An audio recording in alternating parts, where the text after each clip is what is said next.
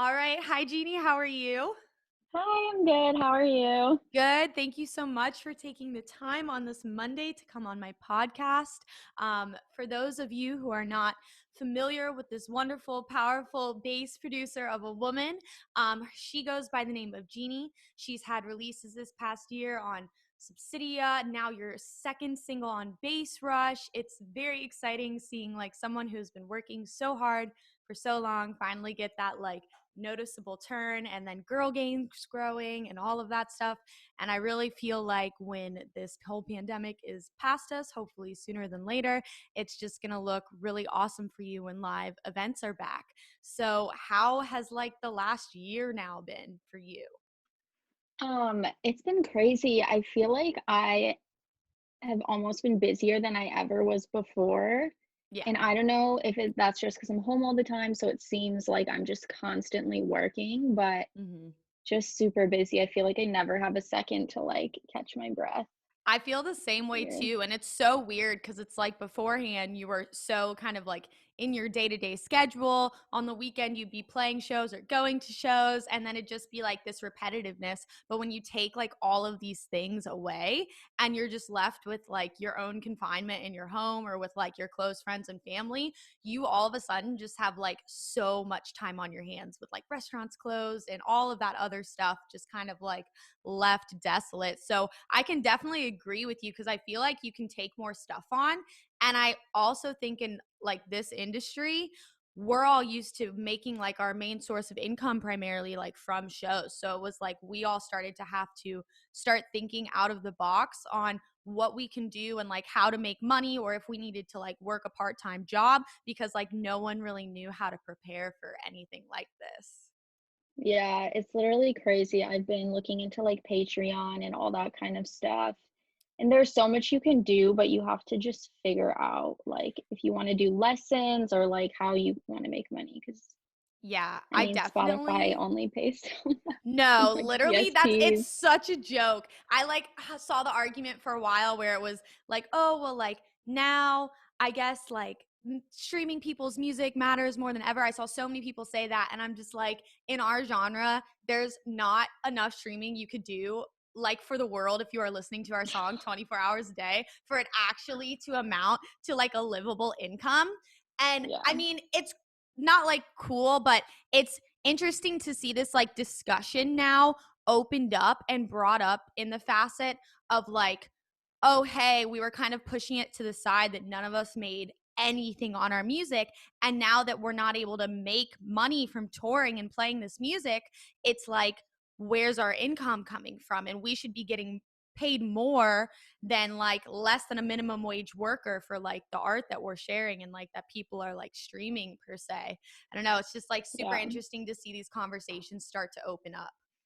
Yeah, it's crazy. I mean, I don't know anyone who just survives off of like their music alone. Like it's just not possible. Meanwhile, these companies are making like billions of dollars, and it's just I mean, you look at like the wild. owner of Spotify, and I think this is the conversation that like Josh and I was having as well, is that it's really cool, especially in our industry, to start to see a lot of these like artist led labels that are starting to like pop up that aren't like the Yeah. very top tier like Ul Siles label and like ODO and like a bunch of new ones that are just starting to come out of the woodworks. I know like Pogman has a new label launching that he announced today, and I think that's like so important and like detrimental to our scene like growing in the right direction of where hopefully long term, you know, the labels and the artists will realize that they're like working together and the cuts can become like more cohesive, and eventually hopefully we have like artists running these like big DSPs instead of like businessmen.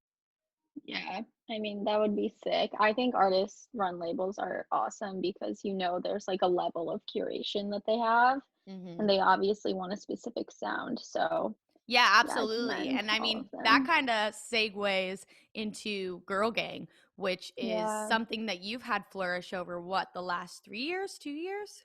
I think it just hit 2 years, I Oh, want that's to so say. amazing. That's like Yeah. around the same time I started like EXO Radio. And I know on like Girl Gang, you do releases as a label, you do guest mixes, you kind of do the blog. So, like, what was your mindset, I guess, when you decided to start Girl Gang and like bring this focus to a lot of these kind of underdeveloped or currently developing kind of underground women who are just like killing the bass scene and killing just like the electronic dance music scene in general. Yeah. Well, I mean, as I'm sure you know, when we were kind of first starting out, there really weren't that many like women in the scene kind of making it. Mhm. And so it was really hard to get label releases and to get those kind of spotlights. So, I mean, when I started, like everyone that I knew in the industry was like mostly guys. So I didn't really have like a group of like women and I could like that I could turn to really. So I just kind of started it with the idea of like making it a production workshop and kind of like sharing what I've learned over the years. And then once I kept planning it, I was like, there's an opportunity to do way more here. So I just built it out into a whole group and I did do a production workshop at the beginning, but now it's just so much bigger. And I Yeah. want to just keep growing it and like giving opportunities to people who might not have had them otherwise or just who really deserve it. So, yeah. Absolutely. And I mean, it's so crazy to like talk about that concept where as like when I tell people how long I've been doing it, I'm sure the same to you. They're like, "Oh, you've been in the game for such a short amount of time." Da da da. But like in the time that we kind of started to come to fruition, whether it was playing shows, releasing music, X, Y, and Z, like there were really like little to no women who weren't like huge. It seemed like you couldn't find them Yeah. anywhere. You were like, "Oh, okay, there's this one girl up in New York and there's this one girl in Florida and there's this one girl in LA." And like it was just this very small group of women who were aspiring to be like the Dons who were at the top of their game. And then now I look around and like I look at the Girl Gang Discord, like I look at all of these like genres that really had no women in them prior to even like a year and a half ago that were really predominantly like holding their own with the men, whether it was on releases or numbers or, you know, X, Y, and Z. And now you look and I just think of like Rossi and like Pauline and Farah and Um, Jinx and like all of these girls who are just like coming out of it and they're just like smashing it. Yeah, it's so crazy. I mean, when it first started, I was like, "Oh my God, this is so cool. There are so many people joining." And now it's just a constant flow and people telling me like it's so inspiring to me, like I'm so inspired to keep going and it's just like that makes me so happy because I didn't have that and I'm sure you didn't have that when you were starting, so it's just really like mind-blowing to me. Yeah, absolutely. And it's just going to grow. And it's like I teach lessons to Allison, who I know helps on like the back end of Girl Gang. And she just like talks about it. And it's just like such a safe space like for women. And like I understand that in different like fields of entertainment, there's been kind of advocacy for women in the industry, you know, what it may be. But there was never something that I saw was that was like predominantly for like up and coming women kind of trying to figure out how to do this, you know, and what I loved about it was that like the typical stereotype of like, oh, girls aren't making their own music, da da da da. And there wasn't like enough people out there to vouch that there were actually these girls like making music and Yeah. actually knew how to produce, let alone a lot of times better than most guys. And like then it was like there was this group for these girls. And I was just like, I remember when you asked me to do a Girl Gang mix for Girl Gang, I remember telling my mom, and I was like, Mom, like all these girls like actually make their own music. I was like, Mom, they actually produce. And she was like, wow, that's really awesome. And it's just so cool because it's like down the road, you're going to have these girls who are like, I want my first release to be on Girl Gang, or you're going to give them that first opportunity for a label release because labels are not easy places to kind of maneuver if you're kind of a newbie to this scene and to Yeah. releasing. Yeah, for sure. One of my goals for this year is like to actually do more solo releases because as much as I love the compilations, I'd love to focus on just single artists at a time. So I've been working on it. It's been a hard time getting Yeah. all of that together, but that's definitely kind of the next step, I think. And like, what's it? One thing that I've never really dealt with that I've always been curious about is kind of the distribution of like the compilations and the song itself because you know I've worked through DistroKid, I've worked through Symphonic Distro, like I understand what it's like to do like an independent release, but how like hard is it and how organized does everything have to be for you to do the compilation, for you to get the songs listed under the correct artist like X, Y, and Z? It's honestly, it's a lot harder than I anticipated.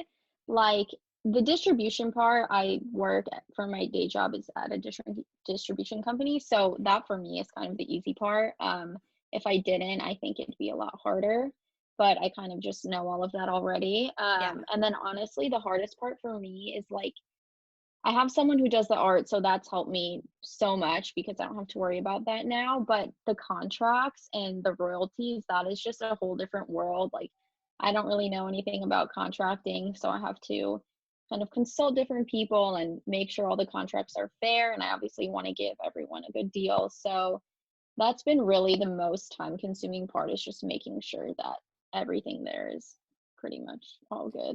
Yeah, absolutely. It's like double checking everything over and over again. I just keep seeing Yeah. on Twitter when these songs get like distributed like incorrectly, and then all of a sudden you've got like a jazz band under G Rex's name like just jamming out, and you're just like, holy shit. I just couldn't imagine like that happening. You'd just be like, okay, what the fuck am I supposed to do now?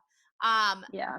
but with kind of like segueing from Girl Gang into just like your progression as an artist, did you kind of see this like, because I feel like when I like look at your project, everything's very like cohesively growing together, which is like awesome. It's not like one thing like skyrocketing and then like bringing the other, like bringing Girl Gang along with you and like all that stuff. Like it's building on top of each other very easily. And is there something that when you kind of look at the last year that you realized how they were all kind of working together, or like things that you could maybe share with somebody who's in a position like you, who's really just on that kind of brink of being exposed to this whole new demographic, how to just like keep pushing forward and like keep that consistency?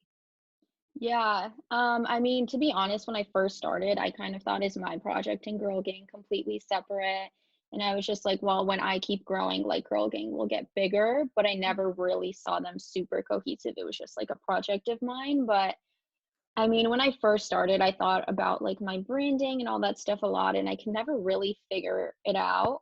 But as I kept going and just like I'm completely myself, like my project is just me. I Yeah. feel like everything has just kind of become so cohesive because it all relates back to me. So, I mean, my advice for artists would just be to be yourself and figure out really what you want your project to be about. And for me, now when I think about it, it's like that it's exactly what it is. You know, it's like Girl Gang and then it's me and it's kind of just being yourself and doing whatever you want. So, yeah. Yeah, definitely. No, I love it. I feel like there's like this kind of fourth wall that I see a lot of like up and coming artists and producers breaking, where they're kind of taking down this, oh, my life is perfect. I'm going to show you the best of the best. And I'm going to instead be like transparent and like say, like, hey, we're all going through the same shit. And I feel like this last year with, you know, the pandemic and quarantine and like most people's lives just getting flipped upside down, it was like this universal thing that all brought everybody into the same pool of like, what the fuck are we doing? And I've started to see these like very transparent, sometimes they get negative, shout out EDM Twitter, but these Yeah. very like transparent conversations where, you know, you're seeing a lot of issues like within the like music industry, whether it be mental health or, you know, drug and substance abuse, or you know, uh discussing the concept of, you know, not enough people of color being signed, not enough women being signed, brought to the table. And it's like, I feel like this has all come to like fruition in the last year, where beforehand it was just kind of being talked on the sidelines, but nobody kind of like this power level to bring it to the table has done it. And I don't know, it's just, it's really interesting to see all of these discussions kind of laid out on the table and talked about. And I really hope that, you know, moving forward, when we all get back to this like semi new normal life, it'll be addressed and we'll see some like changes, whether it's lineup, whether it's people on talent agencies, XYZ label signings. I don't know, like what do you think's going to happen moving in that direction? I don't know, it's so hard to say. Like, I completely agree with you that I think the level of disconnect between artists and just fans has gotten a lot smaller because it kind of had to. Yeah. People couldn't rely on their like facades and branding so much anymore. But I do think that when things start to come back to normal, there will be more opportunities for up and comers because people aren't I don't think people are going to be completely okay with seeing the same lineups all the time anymore because they've been without shows for so long and they want, other people to kind of get into the mix. That's what I think, at Absolutely. least. I do too. Like, I feel like there's just this whole like bout of names that I see in these like underground Twitch streams or whether they're checking out like new labels and stuff than I've ever seen before. Cause it was very like Yeah, industry driven and like up and coming, like, oh, if you want to be like a DJ or you want to be a producer, you know, you should know about X, Y, and Z. But now you're getting like these fans because they're not going to festivals and they're not going to raves and they're just like digging and searching because they don't have anything else to do.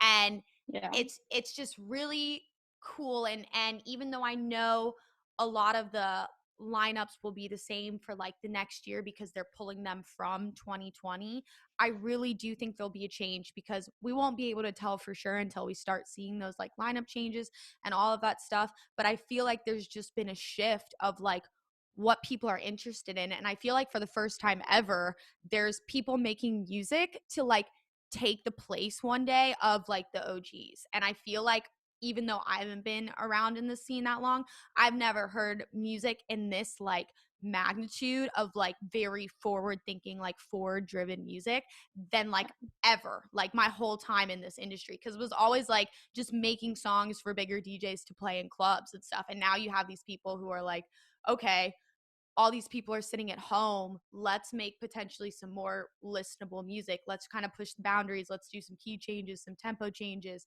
And it's really cool. Like, are there anybody in particular that like really caught your eye this like quarantine of like kind of pushing through and like putting out music? um, oh man, I don't know, I think one of them is definitely Guppy, who just released Yeah. on Subtronic's label. Like, he makes just crazy, like, out of the box shit, but people are starting to notice because, I mean, I don't know, it's just that time more artists are starting to make an impact because they have more of a platform, I think. Mm-hmm. Um, and yeah, I think definitely Guppy. Yeah, I don't know. I mean, a bunch of people in Girl Gang impress me constantly, so there's Yeah. that.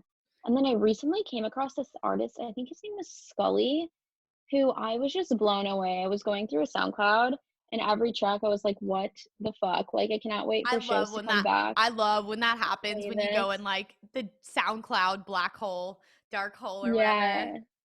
I mean, I always do that, but, like, I think now when shows come back, I'm gonna have so much more of that kind of stuff to play out because I have so much more time to go through SoundCloud and, like, find artists that I've never even heard of before.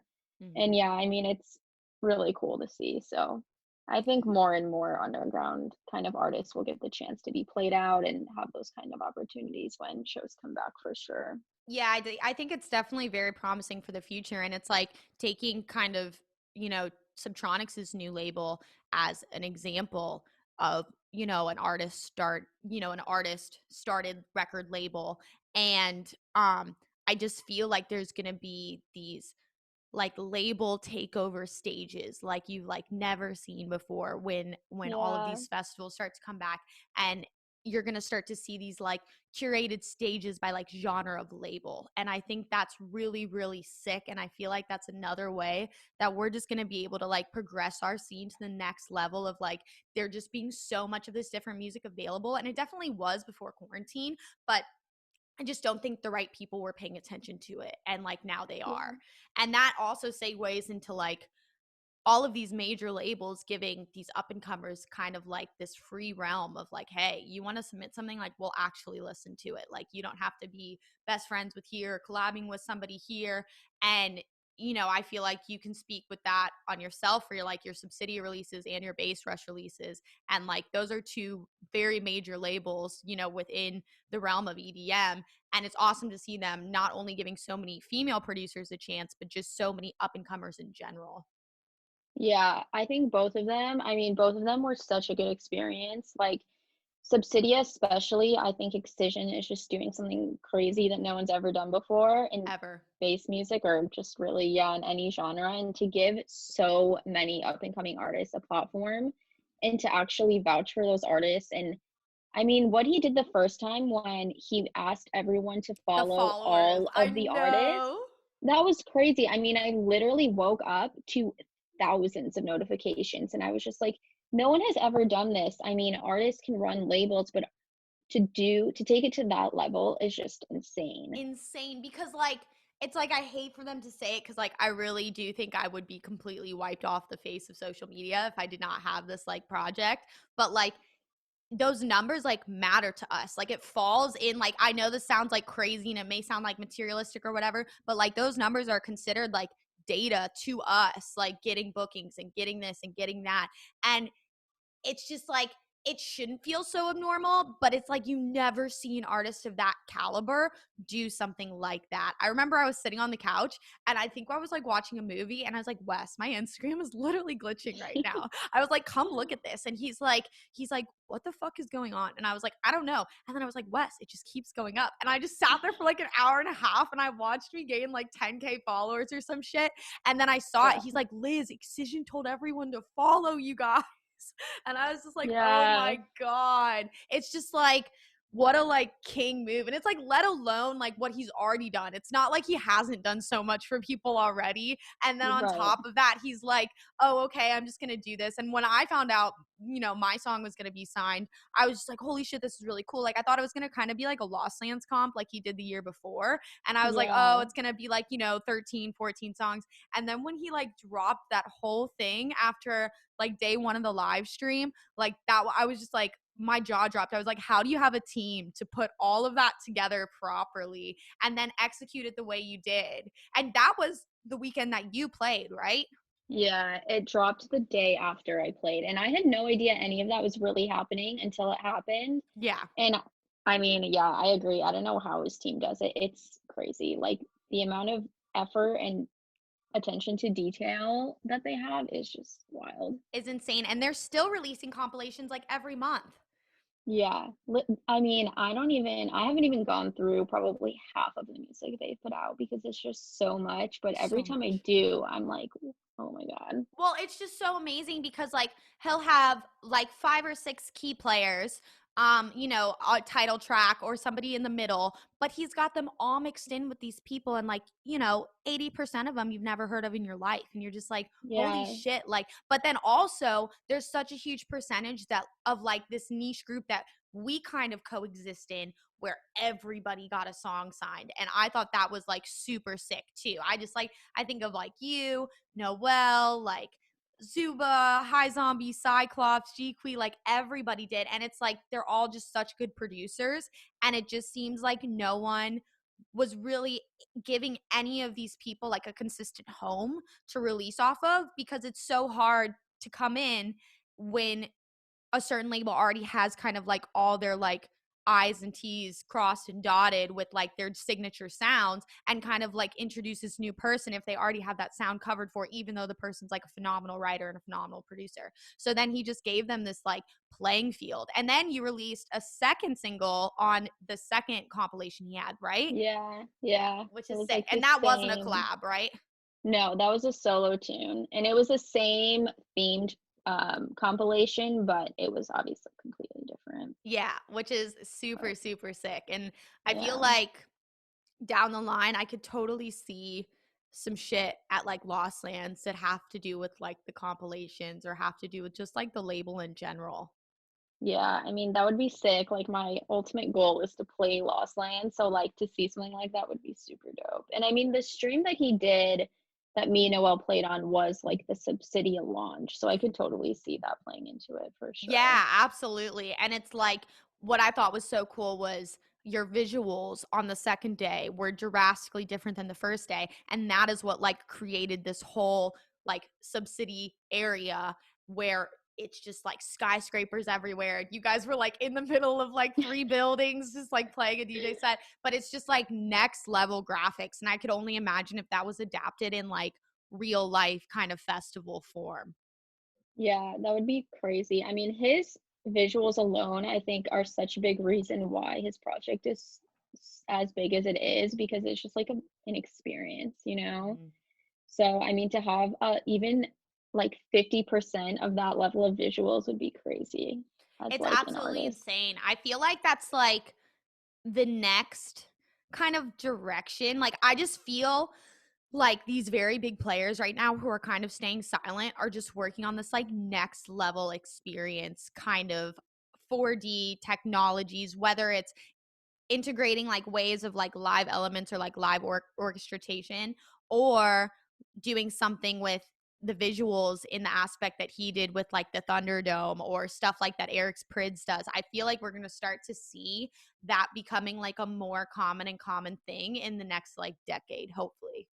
Yeah, I mean, people have so much more time now to think about what their project is and what they want it to be when they come back.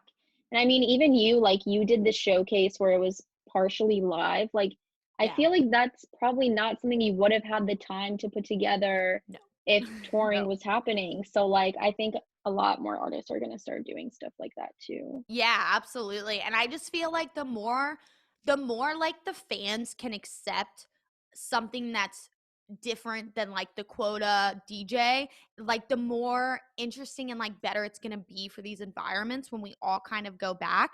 And I do feel like, I mean, like I always use kind of like the Visceral Project of an example, or as an example of just people not being open to like artists kind of maturing and developing. And that's what like an artist should do. An artist should not stay the same forever. They should mature, they should develop, they should try out new shit, whatever it may be, switch genres, come back to it. And I feel like after this, with all of the weird shit that people have been putting out and all of like the very new kind of forward thinking stuff, and like even reading on like NFTs, have you been like reading about that or seeing it like everywhere? Yeah, it's And so crazy to me. I'm like Like, trying to understand it. I'm like going in rooms on Clubhouse, just like putting my earbuds in, and I'm like, okay, you need to understand what this is and how it works. yeah, I was talking to Mad Girl about it recently, and she kind of just gave me like she was talking about it, and I was like, I don't really know what that is. And so I looked it up, and I was just so confused. Like, I kind of get it, but I also kind of don't.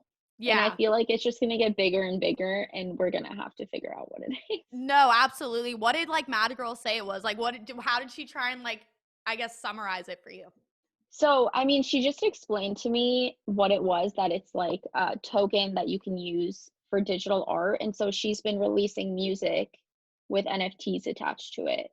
So I don't really know how that works. Like if you pay for the NFT or like I I could see seriously that don't getting know, but so confusing and like so yeah. wishy-washy. But yeah, that's like how I can conceptually understand it. But it's like the rooms I'm in is like we see it in our kind of like genre of attaching your own music to the NFT and then being part of like the NFT, like a royalty thing or like a Hmm. split thing of that fee. Um but I've also seen people kind of putting it on stuff that's not digital art, like ideas or like conceptual other things that could fall under like this NFT like hemisphere. And it's just going to be really, really interesting. I'm just like waiting for the documentary to come out so I can watch it and fully understand it.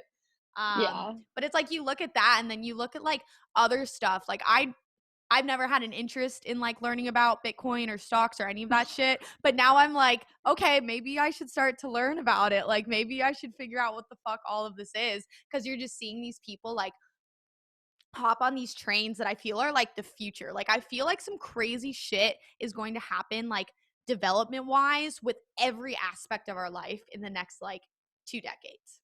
Yeah, 100%. I think it's gonna be so weird to see what happens. And I mean, even recently with like Dogecoin or whatever, Yeah. like it was literally a joke, a meme, and people made so much money off of it because they just like rallied together to buy it, which is just crazy to me. So I don't know. I'm not It's huge just into stocks either, but yeah, it's just so crazy to me that like our nation is at like such a divided point, like more so than it's ever been in a very long time. But yet everybody can come together and take down GameStop and take down these guys and take down the hedge fund people. And I'm just like, holy shit, like if only we could do this to every problem in America, we'd be just fine. We'd be yeah. a-okay. But like speaking of that, kind of going into like this pandemic state of mind, like how have you kind of held up with it? I know you said at the beginning that you were really busy, but I kind of look at our job and like what we do as like a semi addiction, I guess, per se, where it's like Yeah. we're addicted to like playing shows and being in this like culture, and it's a very social culture, obviously. And then when you take that away, I just remember it was like May or June, and my boyfriend was like, dude, he's like, "You're so cranky, like you're so crabby, like I don't know what is going on." Da da da. Da. And I was like, "Damn, like it's literally because I'm not playing." So like, did you go through anything where you were like, "Okay, this shit's gonna last a while. Like I need to figure out like another way to get my energy out, like to like de-stress myself or like whatever." Yeah, I mean, for me, like my whole life literally changed. Like I was living in Brooklyn, I was playing shows all the time, I was traveling, I was doing all this stuff, and then once it hit, I came upstate for a couple weeks and then things just got worse and worse. So I was like, I'm just gonna stay here, wait, see what happens, like move back. So I moved all my stuff back. And then I had to just figure out like a new routine. I bought CDJs, which are behind me, Yeah. so I could play streams and like I've never had CDJs, so that was cool. Hmm. And then just I mean, I honestly I was gonna build a new studio here, but I was like, I don't know how long this is gonna be. Yeah. So I never did. So like I've just been producing on my laptop and headphones for a year. And Uh-huh. it's just like I had to literally change everything about what like I was doing. And it's Hmm. just been, I mean, now I'm used to it, but I don't know. It Right. was It's just like so hard to adjust. you get used to it just before it starts to change back, and then you're going to be like, god damn it, because that's what I was Yeah. talking about, like Michael, my manager, with earlier. We were talking about Patreon, which is what you like mentioned earlier, Mhm. as something that, we've all just been trying to like figure all of this shit out because, prior to this, I'd never Twitch streamed, I'd never done a live, virtual DJ set. And I know that's the same with like a lot of people in our industry. So it's like now that we've kind of all adapted to this like new way of life, it's like, how can you start to monetize your skills that you were kind of being paid for these services of elsewhere? And I think Patreon kind of hits that on the head directly on how to monetize either getting lessons or fans to support you or X, Y, and Z. So we've definitely been, looking into that and setting up our tiers and stuff. But it's just so crazy to see we have such like a wide skill set, like being a producer, having brand management. Like I'm sure you run the majority of your socials, I'm sure you run a lot of girl gang stuff, and it's just like we don't really recognize what we're doing on a day-to-day basis until we're like, holy shit, we could actually like make money off of like teaching people how to do this. And I think it's Yeah. just about how to approach monetizing all of that at once. Yeah, definitely. I mean, for me, like with Patreon, I just want to make it useful for like the people who subscribe. And I Hmm. feel like, I mean, I tried out Twitch and I think people are doing really good with it right now, but it just wasn't for me. Like I have so much trouble with streaming, like it never works. And so for me, Patreon was like the perfect way to give back to my fans and like still make money. And it's just kind of a win-win, I feel like. Yeah, absolutely. I'm like very love hate with the Twitch kind of platform because half the time I'll stream and my computer crashes or like my internet Yeah. goes out, and then the other half it's like a great time, but it's something that, with like all the other pieces of the pie that we have to kind of take care of, it's something that you have to dedicate like so much time to, because like unless you're trying to build Yeah. like a community, I feel like it's like pointless. But like you have like such a big Discord with like Girl Gang. I just set up my Discord server out of like much dread for a long time today, Nice. but like you have those places like your Discord and like your Facebook groups where you can communicate with fans. And then yeah, this is like Patreon's just the perfect way to just make sure you're like living up to your fans and like saying thank you, like whether it's like merch discount codes or whatever. And I think it's like a really cool thing that I'm seeing a lot of artists start to use. Yeah, definitely. I was doing research and looking at like blanks and Volpe's and just kind of seeing what other artists were doing and like it is so cool. Like Ray is giving away racks and like Yeah. Blank is making videos all the time and it's just like people want that, you know? So like it's cool. I don't know. I think it's a really cool thing. I mean mine is set up, but I'm kind of just waiting to make sure that like the tiers are all Yeah. good and make sense. No, So, I'm literally in the yeah. same exact boat. But yeah, it's super cool because I feel like now more than ever, like people have taken the time because they've had the time. If they've ever been interested in producing music, like I teach so many people who like before this kind of quarantine life, they would have never had the time to like learn how to produce. Yeah. And like now they have the time. So like having a Patreon where you're offering like X, Y, and Z is so dope. And I feel like you could like offer like almost like art services too. Like get like something like Yeah. drawn by Jeannie and like or something, because it's like fans like really appreciate that kind of stuff. But um Yeah. so your last release was on Bassrush, correct? With Leveled Up. Yeah. And I thought that Yeah. was so cool because you guys took over the Reddit dubstep, the R dubstep on Yeah. Reddit. And how did that go? It was good. It was really fun. I've never done an AMA, so people had really interesting questions. Some of them were just super random, like, what is your favorite pizza topping? But then other people got more specific. And I mean, a lot of interviews that I've done tend to ask kind of similar questions, like, how Yeah. did you get started and stuff. So, yeah, I mean, it was fun to answer it was fun to answer more like fan questions. Hmm. And then also Level Up is like one of my best friends, so it was just a cool Yeah. experience. I mean, I just think it's so cool because like Reddit's like a whole nother world. Like you Yeah, don't know this world that Reddit is in. But like going back to stuff with Sonia, I just think it's so crazy seeing like I met Sonia when I was literally like a month into doing this thing, and she played yeah, at this really whack festival in like West Virginia in the middle of nowhere. And that's where I met her, and I didn't really like know who she was. And then I saw her again at your house when I met you in New York.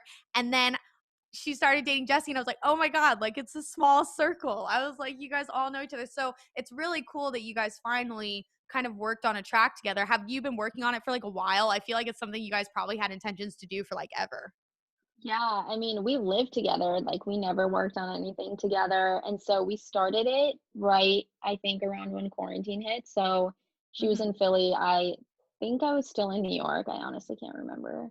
Actually, it might have been in Buffalo, but we just made it, and then it took obviously a while for it to come out. But yeah, I mean, I'm not surprised it took us that long to work on something together, but it was definitely, like, a long time coming. Yeah, definitely. And I feel like you guys are both at like obviously your peak in production. So it's like it the time was worth it to kind of both of the crafts be honed and like you guys finally come together and like work on something. And it's really cool because Yeah, I feel like Bass Rush is like going in this direction of like bringing all of these up and coming artists kind of like to the forefront. And if yeah, you are listening and you don't know, Bass Rush is like a subsection of Insomniac's records and of Insomniac's events. So it's very promising and cool to see, you know, a label such as Bass Rush, who's kind of like held that very top tier threshold for a very long time, start to kind of open the gates to like these up and comers like yourself, like the compilation they just put out. I know so many people who have music coming out on Bass Rush. So I think that shit's yeah, really cool because that could feed into Insomniac events like down the line, yeah, I mean, that would be which is a amazing, dream. but yeah, I mean, we were talking about it with Subsidia, but Bassrush also was such a good experience. Like, they let us take over their radio show and their playlist and just offered so many opportunities. And Hmm. it was just like, it was really cool. Cause I mean, I'm still up and coming. Sonia's like still up and coming. So to have all those opportunities is just really cool. Especially on like such large platforms too, you know what I'm saying? Yeah.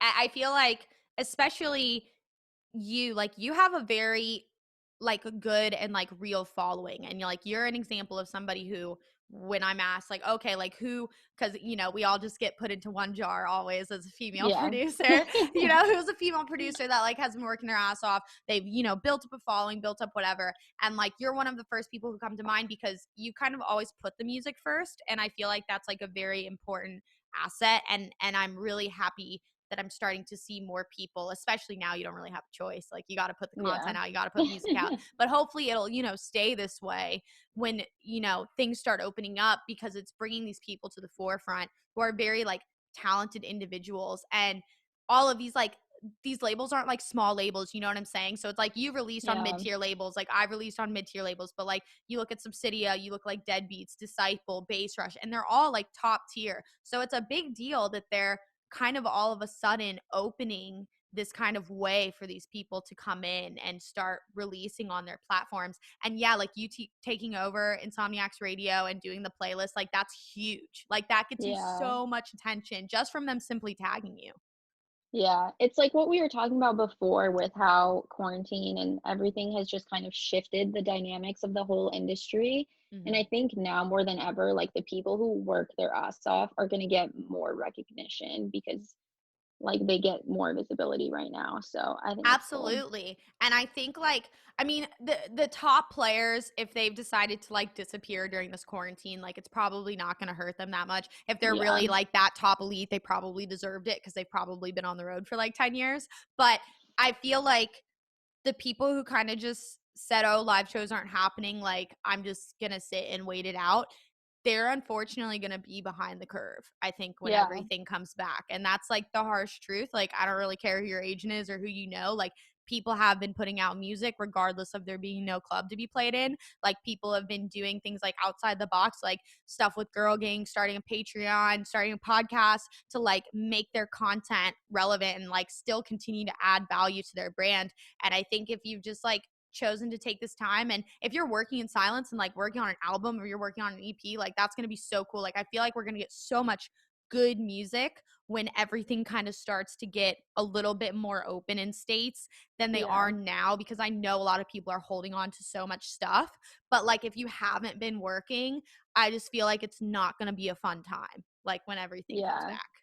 100%. I mean, honestly thought about it. I was like, I don't know if it's going to be worth it to release music right now. I'm not able to play it out. I'm not able to Mhm. send it to other people to play it out. And then I thought about it and I was like, that's not really the point. Like, I make music because I love to make music, I love to share music.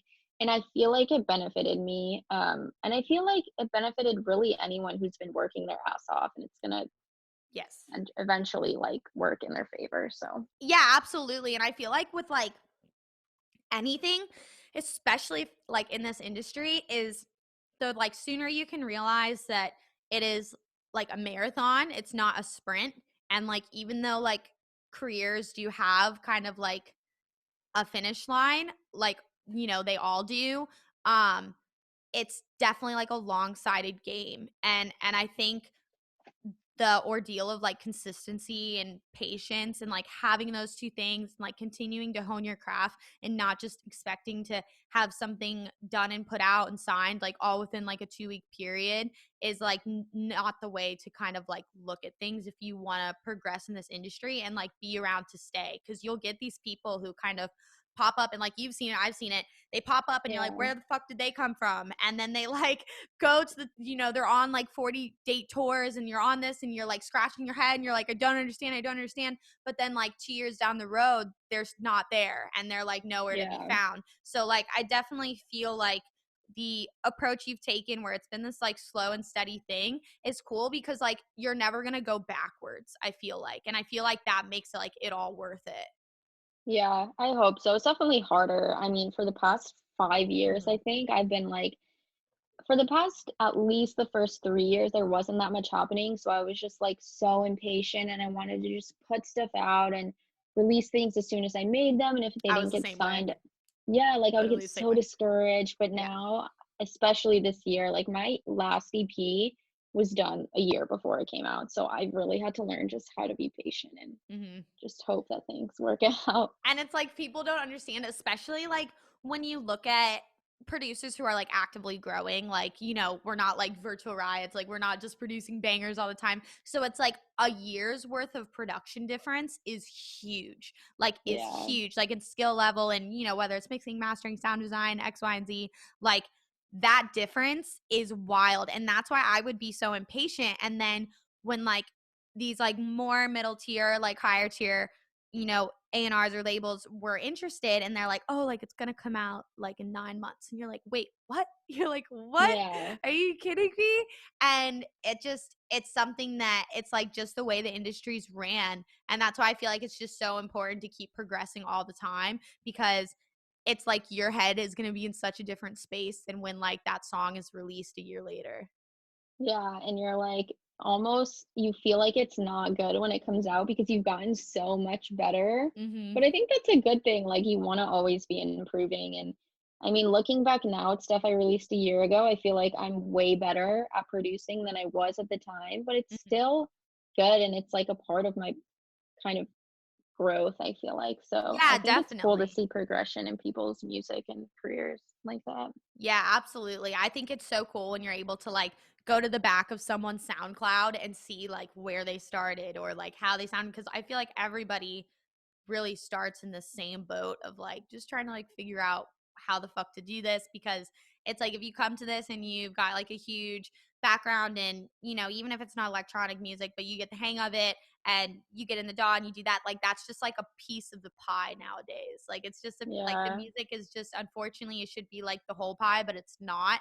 And like yeah, we can't treat it like it is, because it's like we have this whole thing now where it'll take 6 months for us to create like our content, but we have to fill up that 6 months with like other things of content, and people just expect this stuff like so quickly now. And I look at like things like TikTok, like stuff that I like dread doing. I'm yeah, just like, oh my god, how do I make a TikTok? Like I can't follow the trend, I can't follow it. And it's like, but it's like needed, and there's just so many ways to like, I guess, get yourself in front of new people nowadays. Like I've seen these like new rooms on Clubhouse where it's like, come and tell us about yourself, or like again, like on TikTok or going on Twitch, and it's like endless. I feel like you could create content for a week and not sleep and it still wouldn't be enough for every platform. yeah, it definitely wouldn't. I think people underestimate like how much work goes into having consistent content, but I feel like I used to be so stressed out about that. I was like, "Oh my God, I'm never gonna be able to figure out Twitch. I'm never gonna be able to figure out TikTok." But like, that's fine. Like, I gave up on Twitch. I wasn't good at it. I'm not great at streaming. Like, my Wi-Fi is horrible, so I just gave up on that. And like, TikTok is cool. Like, I've been putting out stuff on there, but I think you just need to kind of figure out what you're good at and like Yeah, like make it work. everybody kind of has a different thing that works. Some people the Patreon works, some people other things work. So yeah, Yeah. everybody definitely has their like niche that they've done, found during this time. And kind of back to the whole social media thing, with the help of Excision, your and I's pages grew Yeah. dramatically. Shout out Excision. Thank you very much. Yes. But do you like kind of time batch when you like do your posts or do X, Y, and Z? Or like how is your workflow so that you're like trying to optimize like the time that you have to work on music, work on other stuff, work on girl gang stuff? It's kind of just a shit show, like trying to find time for everything. I mean, I still have a day job, so my time is really limited in terms of what I can do every day. So Mhm. if I'm, for example, one day like working on music, I'll do that for like the whole day, and then another day I'll like make samples or something, and then girl gang is just kind of like I'll try and fit in where I can, and I have people helping, obviously, like Allie, and I have someone helping with the socials, which has been so helpful because I was just like overloading myself with stuff to do. So that's helped, but it really just kind of I feel like it depends what I need to do and what I'm in the mood for that day. And if it's Yeah. nothing, like I'll just relax and I won't do anything and I won't force myself to be productive. So No, yeah, it because then just that's just a waste varies. of time. I feel like when I Yeah, force myself to do stuff, and then like especially writing, like if I sit in front of the yeah, computer, like I feel like sometimes when I push through, it's worth it. But other times I'm like, you literally just wasted like 4 hours when you could have been doing something else or like sleeping or like, and now like this is just a piece of shit. So just yeah. walk away. And I'm like, okay, that's fine. But yeah, I definitely agree with like listening to your mind, especially like during this time. I feel like you have to be like willing to kind of like work on it and push forward on it if it's gonna create anything like of quality. I don't know. Yeah. Yeah. I think like we were talking about earlier, like there's so much more time now, and I feel like more people are hard on themselves if they're not working 24/7. Because it's But so like you easy just have to. to, yeah, it's so easy to. I feel like me personally, I just try and make the most out of like the time I have. And if I want to spend that time just relaxing and taking a break, then like that's fine too. I feel like that's also productive. So, Mhm. you know, Definitely. It's yeah. definitely been kind of very easy for you to lose like that balance that you per se had before of like working, going and seeing your friends, going to shows, going to do whatever, because then it was like, okay, this is my time to work, like I have this time, like let's do it. And now it's like, oh my god, there's like no balance. So your mind like almost tricks you into like, hey, like I have my phone on me all the time. My laptop's right here all the time. Like I should be working all the time. And that's not necessarily like the healthiest approach. Yeah.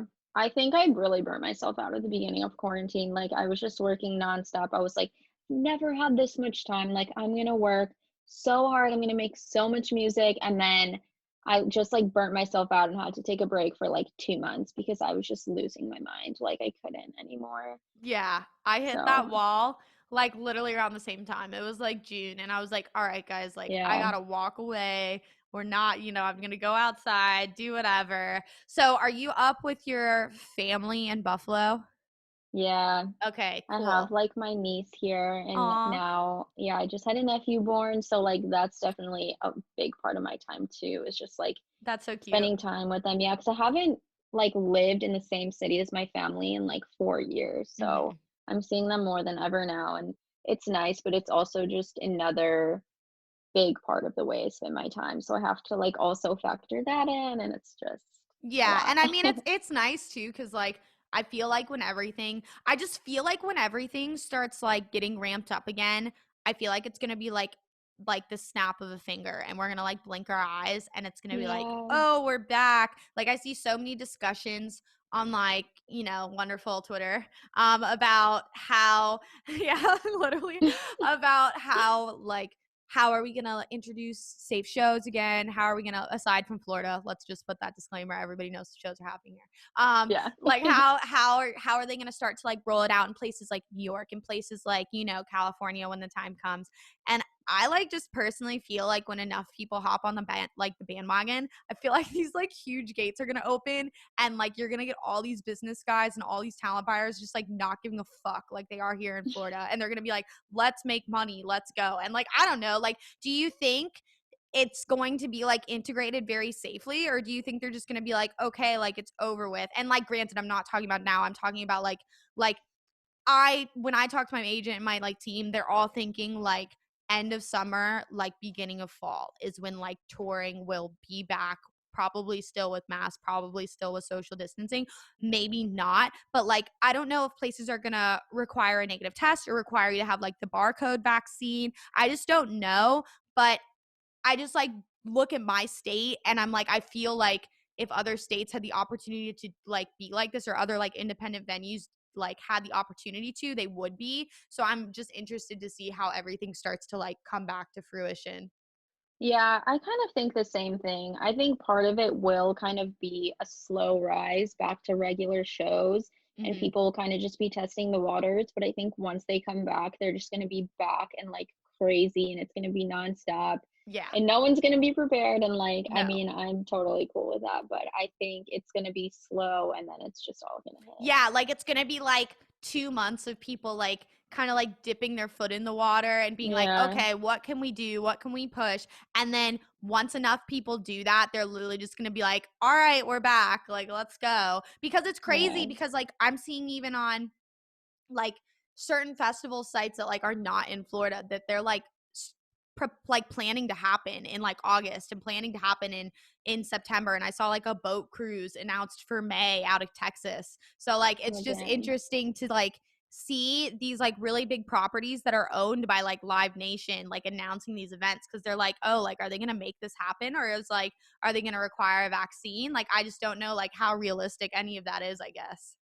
Yeah, I mean, I played a show in Jersey that was like a normal show, but it was really limited, like the amount of people that were there, but you Was had that to with get a test. Boombox? Yeah. Okay, okay. Yeah, so you had to get a test before, you had to send in your test results, and then you had to get a rapid test once you were there, and then you had to wear a mask. So like I feel like that's kind of a way a lot of things might run, is like you have to prove that you don't have I'd be anything and then totally you can fine with go, that. but yeah, like, it literally took 2 seconds. I ordered the COVID test online, and then I just shipped it back, and then I got there, and it took, like, 30 minutes, I think, and then we were, like, good. And you don't have to worry about anyone else because you know everyone else has been tested, and, like, I'm totally fine with that. If you have to wear a mask at a show for, like, a year, then, like, so be it, but as We long wore as they masks come back. anyways. You went to raves Yeah, before and wore masks anyways. So like it's it so shouldn't true. be that like huge issue. But yeah, like there's a boutique festival that I was scheduled to play in April, obviously, of last year and then the year before, and it didn't happen. But it just got pushed to August. And on their site, they're like, you must have proof of like a negative or a negative test, or you have to have the like barcode of the vaccine. And I just feel like if that could become like a realistic thing, it could be like feasible. Like, I don't know on like Yeah. large scale events, but if they could do that for like a crowd of like 1,000 to 2,000 people and still had everybody wear masks, like there's nothing you could do that could be safer than that. Yeah, I mean, they had the fucking Super Bowl, like, why can't Dude, we I live in have Tampa. The Oh, stadium, yeah! yeah, the stadium's literally like probably like 15 miles from my house. It was Oh my I did god. not leave this like area until the actual game on Sunday, and that's when like me and my boyfriend went into Tampa, and like I had been seeing videos like all weekend, and like don't get me wrong, like yeah, like I have been to shows, and like I've been to like shows where they actually like kick you out if you don't wear a mask, or like they Same. don't let the full capacity in. And this was just like unlike anything I'd seen like all of like quarantine. Like I would feel uncomfortable if it was like half past like da da da, but it was just like people everywhere and like not one mask in sight. Like they would look at you like weird if you were like wearing a mask. Yeah. And it's just like the videos of like I think it was like the Migos. There were all these rappers that came into town. Like I don't think there were many EDM DJs. I think like Diplo played a show in Orlando. I think that was like it. Mhm. But it was like Kodak Black and Gucci Mane and Migos and like all these people, and they all just like came out of the woodwork and just threw these massive shows. And like I was just like, how the fuck is this happening? Like how is this happening? And then like a bunch of our nightclubs and our bars got their like liquor license suspended in like the like Oh Tampa area shit. this weekend, like backlash from the Super Bowl, but it's the city's fault for not enforcing it then. Like our cases as a state, again, disclaimer, I think people are just not getting tested and they're just tired of it. But like our Mhm. state is down to 3K cases a day. And like when the Super Bowl was here, we were at like 10K. So it's like, how do you not like Holy be shit. conscientious of it? But I don't know, like is it like still completely shut down where you are in Buffalo, or can you like eat inside, like mask on until you sit down? Any of that? Yeah. You can like eat inside. Yeah. Obviously you have to wear your mask when you walk around.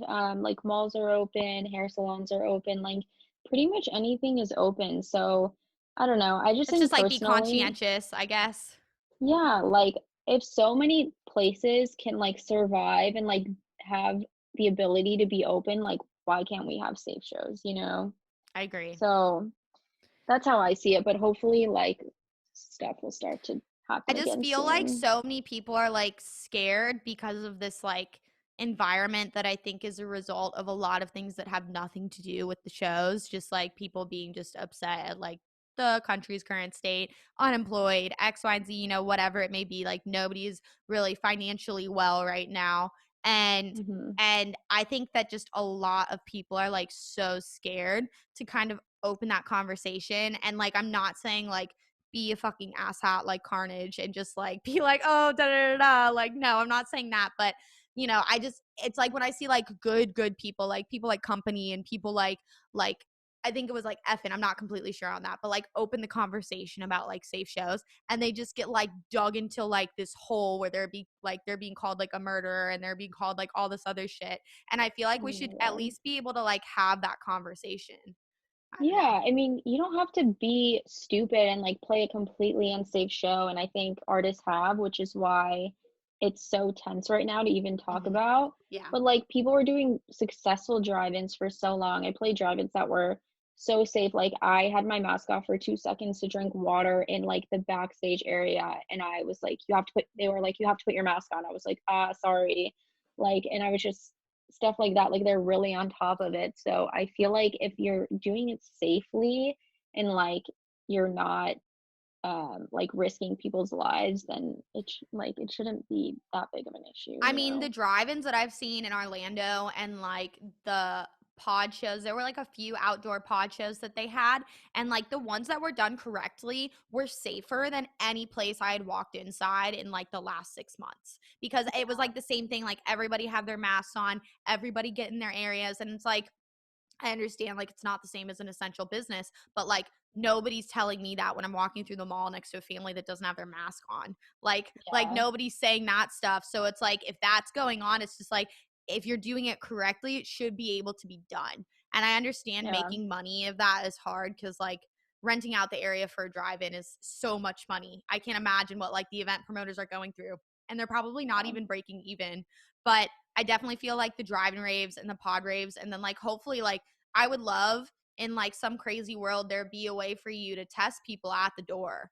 Like I wish like that kind of came to fruition in the next few months, like hopefully by the end of summer, whether it's, you know, you haven't gotten a test, like go get a vaccine, or we're gonna do rapid testing right here and we're gonna let you know, and then you'll be allowed inside and like, hey, maybe you can take your mask off if everybody's negative, like da da da. And I feel like that's like the direction that we'll start to move in, hopefully. yeah. Especially with the vaccine, I feel like it's just going to become more and more available, and then it will be a lot more lenient because Definitely. people aren't as at risk, you know? And I mean, already, I know only a few states are doing the vaccines. I know they are here in Florida, but like my mom and my stepdad have gotten like vaccinated. And I know like quite a few people in that bracket are starting to get vaccinated, which is good. And like it's promising to see, you know, the Biden administration, like even though they haven't done a lot of the shit they said they were going to do, it's okay. At least it's good to like see them come through with like the vaccines and the promise for the 600 million vaccines by July, because that would mean everybody in the United States could get vaccinated twice if they wanted to. And like when Yeah, we have that disposable vaccine, there's no excuse as to why you don't have one if you think you need one. And like this vaccine is, I think, 90 to 95%. I think the influenza shot is like 50% viable. And oh so, like, this wow, is like pretty crazy that we have a vaccine that's been developed in such a short amount of time that's so like fluent in making sure people are, you know, not able to get COVID. And that's definitely like a yeah, promising thing as long as like these other strains like don't develop from other places. Like fingers crossed that doesn't happen because that would suck. yeah, but but I like feel like once places like New York, and I understand LA and California is probably going to be last, but like maybe SoCal and places like Chicago start to kind of set the ways in doing it because they're the ones who have like followed the rules the whole time. Like it's hard to look at like Florida and Texas and be like, oh, they're doing it, so it's okay for us to do it because it's not right now. But at yeah, the same time, like once places that have been very closed start to not be closed, I feel like that's when you're going to see people say, okay, like it's time to start experimenting, like dabbling in how we can do X, Y, and Z safely. yeah, for sure. I think like some of the bigger players like Insomniac and stuff will kind of be the example. And like Hmm. when they start doing, I mean, I know they've been doing stuff in like Florida Yeah. and Drive It and whatever else, but I feel like when those kind of companies start having regular shows, I feel like that'll Hmm. kind of just Like in set the said tone for places. everyone else. Yeah. Yeah, no, I mean, definitely. And you just, did you sign with your new management over the pandemic period? It was like right It before. was right before. So And pretty much remind me right their before it name. hit. Remind me the Um, company name. 24/8. 24/8. I always say 2 Yeah. plus 4, and it's not 2 plus 4, it's 24/8. But they have like a killer roster. So were you really excited to kind of like join them? Like, did you just get approached, or was it like somebody you had been talking to already? Yeah, so my manager Noah like approached me. I was stoked because like I love Hero Bust, I love Spag Yeah. Patty, and like to be in the same roster as them is really sick. But it was literally right before quarantine hit, so for those like few months there was absolutely nothing happening while we were just like waiting to see what really happened. So it felt almost like counterproductive, not like counterproductive, but I was just like, oh, this is so exciting. And then it was like, ah, nothing's happening. But now Mhm. it's like kind of starting to get back to like a bit more normalcy. So it's been Yeah, good. Yeah. absolutely. I mean, they're Noah's great, Derek's great, and the whole team is like a super strong team. So it's really cool because when I before I was on like a team of people. Right now I'm on Outer Loops team, which is like Chime and Trivecta and like Fox Stevenson and those guys. And like I never really understood what it was to like have the opportunity to like remix people on your team or like get like access to stems or get X, Y, and Z. So I feel like being a part of like a team of very talented people like you have on like yours as well is super cool for like musical opportunities like down the road as well as touring. Yeah. I mean, that's been amazing just to have that like kind of team at my disposal is like really cool. And I always tell people, like, I think it's better to have no management than bad management because Yes. I've had really bad management in the I have past. And, too. like, yeah, I mean, Yeah. it was just awful. Like, I feel like they just completely set my career back. And now, They push you back. Like it literally yeah, they actually hurts do. you. Yeah, Just I'm like, your heads what were up. they Yeah. doing? Like, I'm literally terrified to even, I wouldn't even want to know, like, what kind of emails they ignored or, like, what opportunities kind of went missed. Mhm. So, like, to be on an actual, like, legitimate management company now, like, it feels a lot more secure. It's like a world of a difference, and it's like I too have worked with like people who it just like wasn't the right match, and then I've worked with people who where it was just like holy fuck, like you just I feel like when you're like really new, before I went through the phase where it was like if this person can't do what you like for you, what you can do for yourself, like they're not the right like match. Um Mhm. it's like when you're new in this game and you like figure out that like everybody has a team. You're like, "Oh, I need a team. Like I need a group of Yeah. people who are going to like be my team." And then especially being a girl, I feel like when you're young, like people just don't take you like as seriously, and they just like Hmm. and they kind of like are like, oh, like you're naive, like da da da, da. And I don't think it was ever meant in like intentions of like taking advantage of you, but it's just a totally different game when you're like very new to the like back end of the industry, and like everyone who comes at you has this like whole long list of things and reasons why they're like better than the other person and like X, Y, and Z. And it's like you just have to like find your fit, but it's always good to like be by yourself and like understand what like a manager does in like a certain like atmosphere, because you should like go through those like steps to understand if the person who becomes your manager is doing it correctly for you and like flourishing with it and like taking you to the next level. Exactly. Yeah. You could, like, I mean, I think it's worth it to really learn a lot of those things yourself before you bring someone on because you have to really trust that person. I mean, they're like basically in control of your career. So Hmm. if you can't trust them, then like, what's the point? They can fuck a lot of shit up for you. They can Yeah. fuck like a ton of shit up. Um, but yeah, I mean that's like gonna be something that's really cool. And it was the same thing. I joined with my management team last February. So it was like right Oh, before yeah. everything happened. It was right before the Girl Gang compilation for Women's International Independence Day or All International right. Women's Day. Yeah. And do you plan on doing like one of those comps like this year or like a new compilation down the line? I know you did one for the holidays.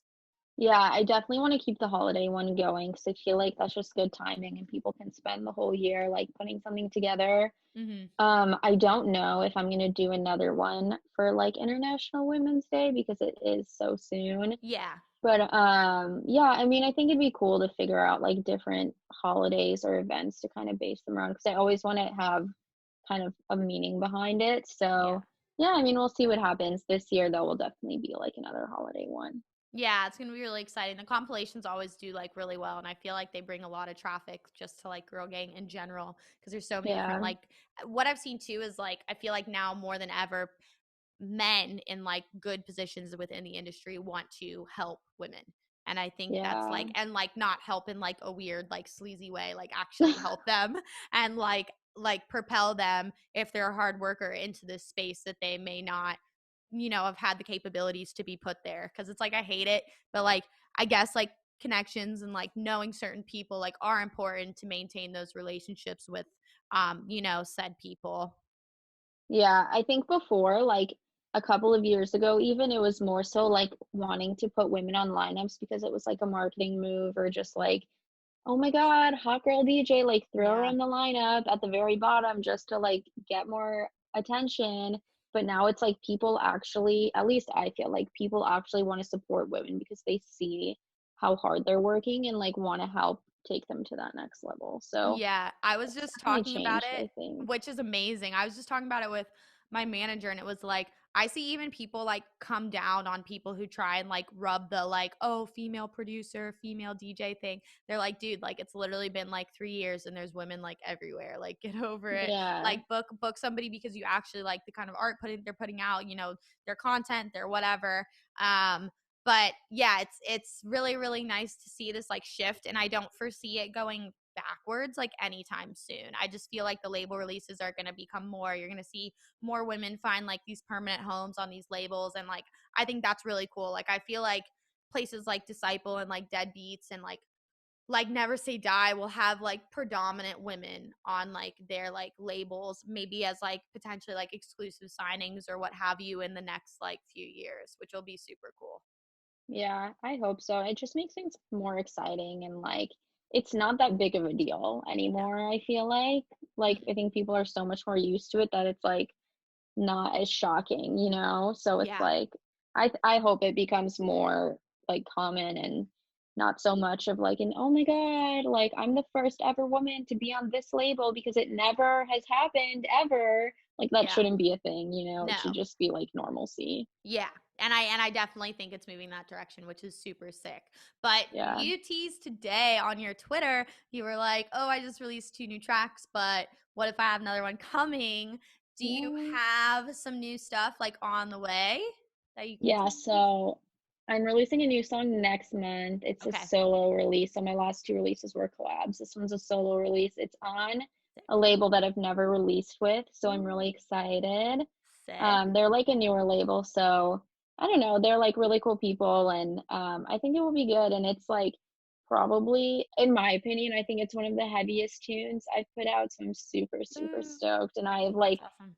yeah, I haven't played any streams or anything, so I've barely teased it. I don't really think a ton of people have heard it, so I'm excited. Yeah, no, that's gonna be really cool. I always think it's like so cool to work with these like very devoted, like middle tier or like newer labels because they have such like an angst and like drive behind them to like get people to discover their artist's music and like the music they're putting out on their label. And I just feel like they're sometimes like more ambitious than the top tier labels that are like very kind of like established already, where they're gonna kind of put that promotional money into the people who they already know are gonna like bring Yeah. out people to look in their tracks, and then like you have a newcomer and their track just disappears because there was no attention to it. But like I released with M&G in December, and like Mhm. they were so dope to release with, and they had like so much taken care of like promotion wise and like all of that other stuff, so they could like have a new demographic as well as the people who listen to their label already come and like discover this new person. And I thought that was like really cool, and I feel like new labels kind of follow that little guideline like all the time. Yeah, I mean, obviously, like, the goal is the top tier labels, Yeah. but if a smaller label is doing the same exact thing for you for like the same deal and like they're gonna put just as much work behind it and they're good people who like care about the music, then like why not release with them first, you know? Definitely. And I feel like it's good to be like well-rounded. I think unless you like have a very specific goal of being exclusive with someone, I think it's really cool and like important moving forward. I think for people to like release on multiple labels. Yeah, it's just a completely different audience. Like, I mean, I did Subsidia and Drama Club and Bassrush, like, for my last I love releases, and they're Drama all Club. me too. I mean, it's all completely different audiences that you're exposing yourself to, so you're not, like, really putting yourself into one box with just one label, you know? So, Yeah. yeah, I completely agree. Yeah, no, it's gonna be really, really cool to like see what happens when hopefully, at the end of this year we're kind of back to like a semi-normal kind of playing field, playing ground. I just cannot wait to go to the first festival and like see everybody and be like, hello. It's gonna be very interesting and like definitely a moment. I feel like all of the shows and events that are gonna happen when everything's back to normal are gonna just be like wild for the next like 5 years now because of this. Yeah, shit's gonna be like a fucking revolution. It, Like, it's gonna I be cannot insane. wait. Yeah, it's gonna be great. What inspired you to change your hair? I meant to comment on it in the beginning, and then I was like, damn, I'll just mention it at Uh, the end. I don't know, like, I I love it. always thank you. I've always seen the half and half, but it's always been really drastic colors, Yeah. and, like, I've dyed my hair a billion colors before, but that just never was, like, something that I thought would look good on me, and then I saw, like, more blonde and brown, like, kinda just, like, chill, It's like natural natural colors. colors. It's like a natural split. Yeah, so I was like, "You know what? That looks kinda sick," so I, like, texted my hair girl, and we did it, like, the next day. I love it. And thanks. I think I almost wanna go full brunette next because now I've been, like, testing it, and I, like, haven't had brown hair since I don't even know. So, like, I think that'll be my next. move. But yeah, it was just super random. I was like, that would look sick. And then I was Yeah, I feel like like, people okay. are like changing like their appearances just because they need to change something like in their life. Currently, they're like, all right, I need to do something. Because I Yeah. did the same thing with my hair and I'm about to change it again because it's just like fun to do and it's cool because it's like you're like like you've made it to the point where like in like the next, I know you work a day job now, but this is like going to be your future and like you should like Yeah. realize that like you've kind of like come into your own fruition where like in the next 2 years you're going to be like a full-time artist. Like you already are. If it wasn't for the fucking pandemic, you would be like Yeah. touring full time. And it's just so cool to like have that kind of like palette of your body to just like do whatever the fuck you want to do with it. And I think that's like a super cool thing that a lot of people don't kind of get the privilege to do because they can't because like they're in corporate or whatever.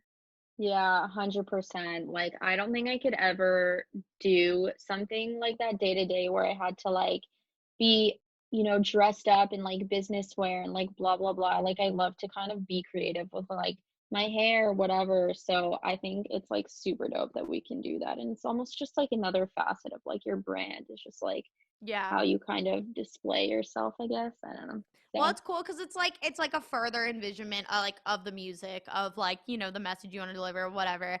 mm, But yeah, thank you like so much for coming on yeah. today. I'm so excited to like hopefully see you in the next year, like fingers crossed, maybe somewhere. And then just like the development with Girl Gang, you're gonna have like a crazy year in music, and it'll be just really sick when touring comes back and everybody kind of gets to like take all the work they've done and like put it hopefully into shows and into venues and all of that fun Yeah. stuff.